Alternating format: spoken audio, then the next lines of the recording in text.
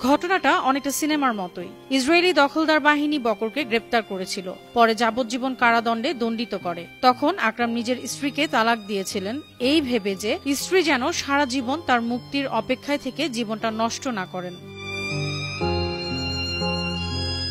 আকরাম আবু বকর একজন ফিলিস্তিনি মুক্তিযোদ্ধা, যিনি দীর্ঘ বন্দী জীবনের পর সম্প্রতি বন্দী বিনিময় চুক্তির মাধ্যমে মুক্ত হয়েছেন। মুক্তির পর তিনি কায়রোতে ছোট্ট এক আয়োজনে আবার বিয়ে করলেন সেই নারীকে, যাকে 23 বছর আগে ভালোবেসেই তালাক দিয়েছিলেন। কিন্তু প্রেম কখনো কখনো সময়কেও হার মানায়। সেই নারী অবিশ্বাস্য এক ভালোবাসা ও আনুগত্যের দৃষ্টান্ত স্থাপন করেছেন। তিনি স্বামীকে ভোলেননি, নতুন করে বিয়েও করেননি, বরং সিদ্ধান্ত নেন জীবনের শেষ দিন পর্যন্ত আকরামের জন্যই অপেক্ষা করবেন। আর ঠিক সেই দৃঢ় সিদ্ধান্তই 23 বছর পর আবার তাদের মিলিয়ে দিল। আকরাম আবু বকরের নাম মুক্তির তালিকায় পেয়েই স্বাগত জানাতে ওই নারী ছুটে যান কায়রোতে, কারণ ইসরায়েলি কারাগার থেকে মুক্তির পর আকরামকে মিশরে নির্বাসনে পাঠানো হয়।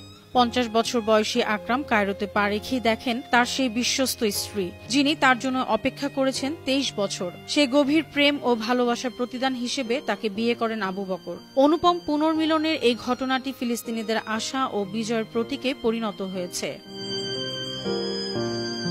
অনন্যা চৈতি, আন্তর্জাতিক ডেস্ক, বানু টিভি।